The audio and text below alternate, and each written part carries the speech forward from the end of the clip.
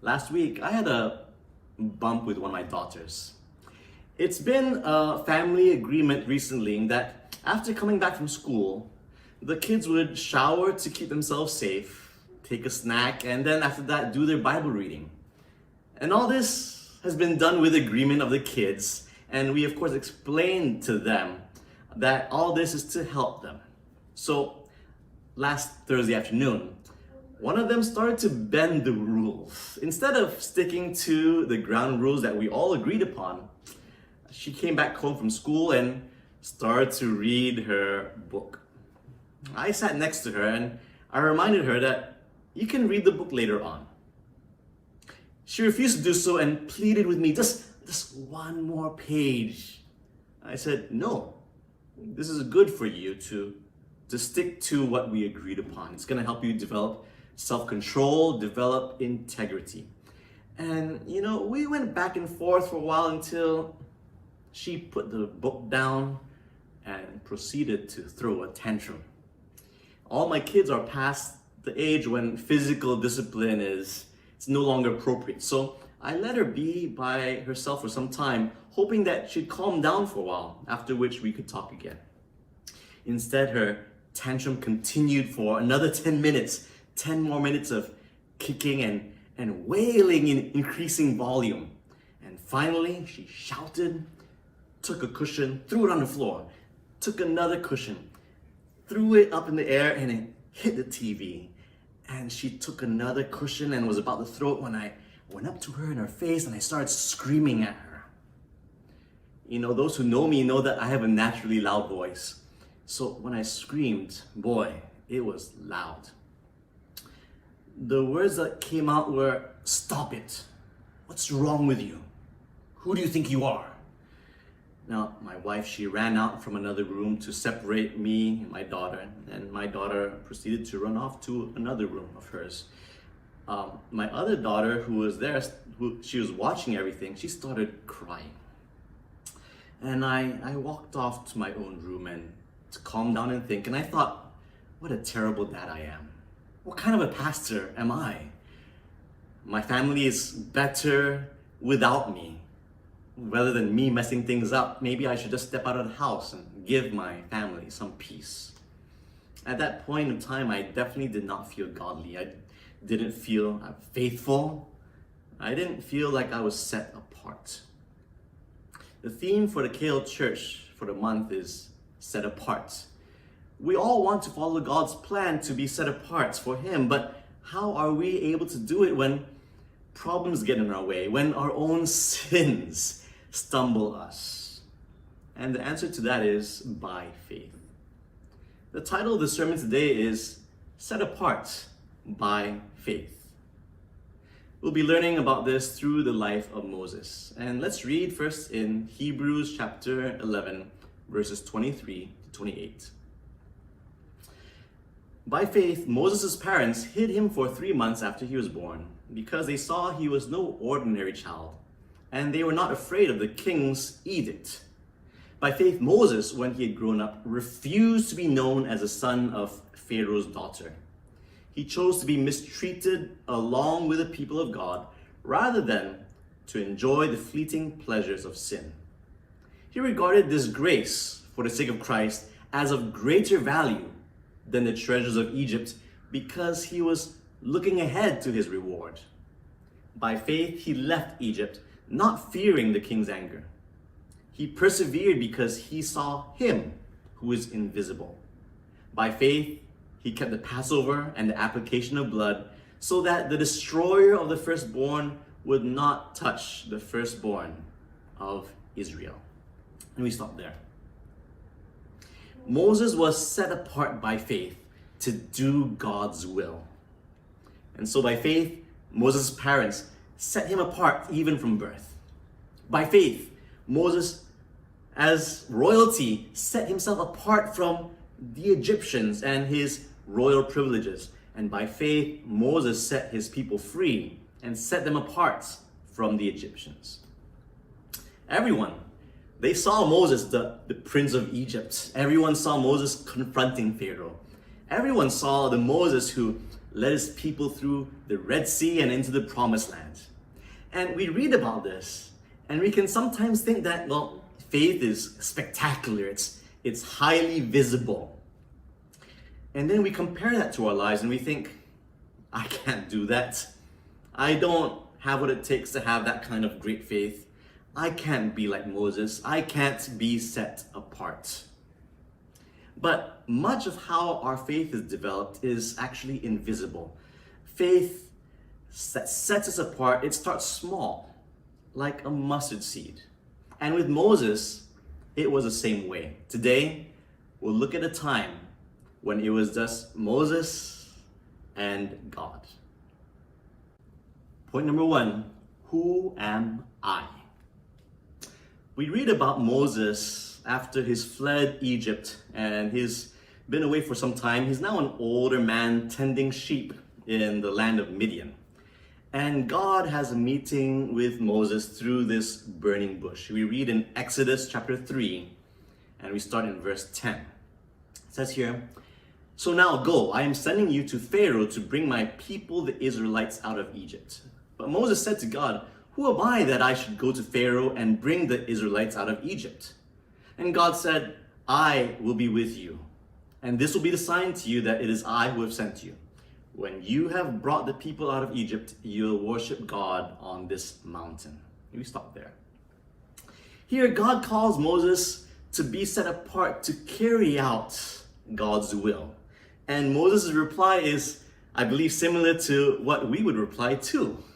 Who am I? You know, when I ask a brother or sister for help in the church, sometimes they'll say the same thing too, right? Who am I? I can't do it. I'm not up to the task. Find someone else. Who am I? And then I'll say, bro, you're awesome, bro. You have this strength, you have this experience. Bro, can one. And you know what? If you were in my shoes, that's what you'd probably say too, right? The interesting thing is this. That is not what God said to Moses. God didn't point out Moses' strengths, his resume, his work experience, his past credentials. He didn't say, Moses, you're a spiritual guy and you have a good heart. Didn't say anything like that. What did God say when Moses asked, who am I? God says and answers, I will be with you. For us to be set apart, for us to have faith, it's not about who we are. It's about who God is. And we can go by faith because God has told us that He is with us. And what's the proof? God tells Moses here in the same verse, the proof that I'm with you is this. When you go and do what I tell you to do and you come back here, that's the proof. And I'm like, wow. Thanks a lot, God. What kind of proof is that? But really, the answer is simple. That God is with me. And the proof that God is with me is that I just have to go and do His will. And then I will know that He is with me. If there's been a sin that maybe you've struggled with for a while, God says, set yourself apart from that sin. And you can do it not because you have a good track record at repentance, not because of who you are, but because of who He is and because He is with you. And the proof that He is with you is for you to take action now and repent of your sin. That is proof that He is with you. Maybe you're being called to serve more in a church, but you just feel yourself drowning with all the worries and the problems of your life right now. But God says you can do it. Not because you are problem-free, but because of who He is and because He is with you. My good friend Desmond has been working in the airplane industry for the last 20 over years. And in April, at the age of 53, Desmond was retrenched by his company because the COVID pandemic means that there's zero business for the aviation industry. Now, Desmond didn't panic. He sent out resumes, he went for different online interviews, but instead of serving less in church, he actually served more. Desmond, he's not somebody who's into internet or technology. He's the kind of guy, He'll get on his bike, ride over to your place and just have a late night chit chat. That's him. But because of the movement control order here in Singapore, he had to relearn how to spend time with different brothers online. And he actually ended up spending more time with brothers than ever before. Now, because Desmond was online so much, he decided, well, let's make the best use of it. He'll start to watch all these online sermons from our sister churches internationally. And that gave Desmond even more faith that God is always with us. Instead of cutting down his financial contribution to save up for another rainy day, Desmond still continued to give sacrificially to God. Just 2 weeks ago, Desmond started working again. His pay is less than half of what he earned before. But Desmond actually starts each day earlier with longer prayer, longer quiet time than ever before.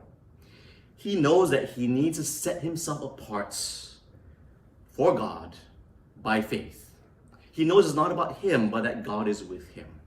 Brothers and sisters, it's not about your strengths, how many problems that you have or don't have, how spiritual or unspiritual you feel you are. That doesn't matter. What matters is that God is with you. Therefore, go and set yourself apart by faith. Point number 2, what is in your hand? Let's continue reading about the conversation between Moses and God here at the burning bush. And we're going to continue in Exodus chapter 4. Let's read in verse 1. Moses answered, "What if they do not believe me or listen to me and say, 'The Lord did not appear to you'?" Then the Lord said to him, "What is that in your hand?" "A staff," he replied. The Lord said, "Throw it on the ground." Moses threw it on the ground, and it became a snake, and he ran from it. Then the Lord said to him, "Reach out your hand and take it by the tail." So Moses reached out and took hold of the snake, and it turned back into a staff in his hand. "This," said the Lord, "is so that they may believe that the Lord, the God of their fathers, the God of Abraham, the God of Isaac, and the God of Jacob, has appeared to you." And we stop there. Moses at this point still wasn't feeling very faithful, and he asked God, "I need more help." God asked Moses, "What's in your hand?" Moses looked around, and what follows is very comical. Moses takes the staff that's in his hand, obeys God's command, he throws it on the ground, and God turns it into a big snake. Our friend Moses starts to run away from it. From here, this funny story, we can actually learn 2 things. First, all we need to do God's will is actually already in our hands.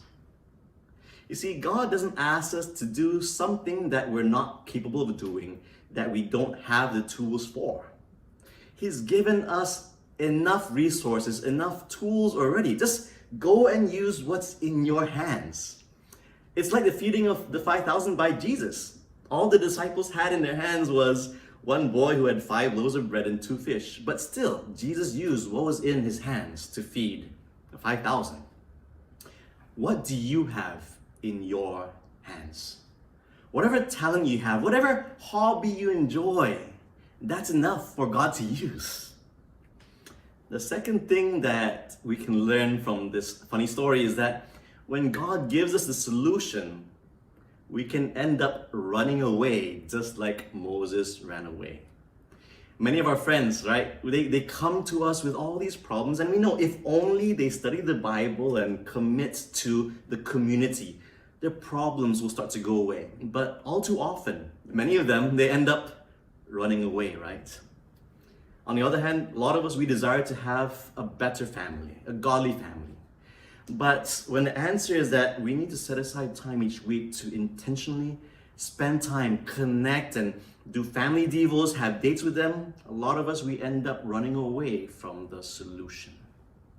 We desire to share the gospel. We get convicted about that. But when God puts the opportunities there in our lives in front of us, we avoid them. And we end up getting busy day after day.